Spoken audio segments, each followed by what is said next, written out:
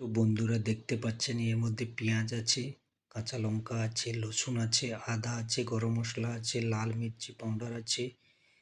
তো আপনারা অতি অবশ্যই এই কিমা, এটা হচ্ছে চিকেন কিমা দিয়ে আমি স্যান্ডউইচ বানাচ্ছি। তারপরে ফ্রাই প্যানের মধ্যে রাখা হয়েছে পাতলা করে।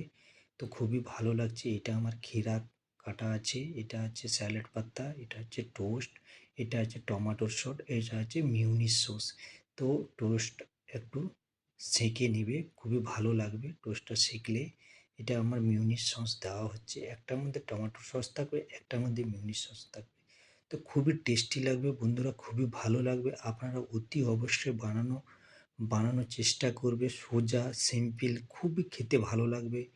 এটা হচ্ছে আমার স্যালাড পাতা দেওয়া আছে প্রথম, তারপর টমেটো দেব, তারপর চিকেনটা থাকবে, তারপর ক্ষীরা দেব, তারপর স্যালাড পাতা দেবো, তারপরে টোস্ট রাখবো। তো আপনারা অতি অবশ্যই এইভাবে বানাবে, বা আমি যেইভাবে বানাচ্ছি বানিয়ে খাবেন, খুবই ভালো লাগবে। টেস্টি টেস্টি খাবার আপনাদের সামনে নিয়ে আসি। এই ধরনের স্যান্ডউইচ আপনারা কখনো খেতে পারেননি কি বানাওনি কখনো। আপনারা বানাবে অতি অবশ্যই, খুবই ভালো লাগবে, স্বাদিষ্ট লাগবে, টেস্টি লাগবে। ছোট ছোট বাচ্চাদের খুবই, ওরা পছন্দ করবে, খেতে খুবই ভালোবাসবে। দাদা ভাইরা আপনারা অতি অবশ্যই বানানোর চেষ্টা করবে, দিদি ভাইরা খাবেন, খুবই ভালো লাগবে। আমাকে জানাবেন অতি অবশ্যই, জানালে তাহলে আমি বুঝতে পারবো আরও ভালো ভালো স্যান্ডউইচ, বিভিন্ন বিভিন্ন ধরনের খাবার আমি নিয়ে আসবো, খুবই ভালো লাগবে।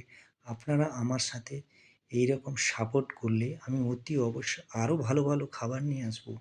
দেখতে পাবেন খুবই টেস্টি লাগবে, খুবই ভালো লাগছে খেতে। টমেটোর সসটা আমি পছন্দ করি, সেই জন্য আমি টমেটোর সস দিয়ে খাচ্ছি। আপনারা মিউনিস সস দিয়েও খেতে পারবেন স্যান্ডউইচ, তাহলে আরও ভালো লাগবে। তো অতি অবশ্যই আপনারা বাড়িতে বানাবে, বানিয়ে খাবে, আমাকে জানাবে কেমন লাগছে। নেক্সট ভিডিও নিয়ে আসবো।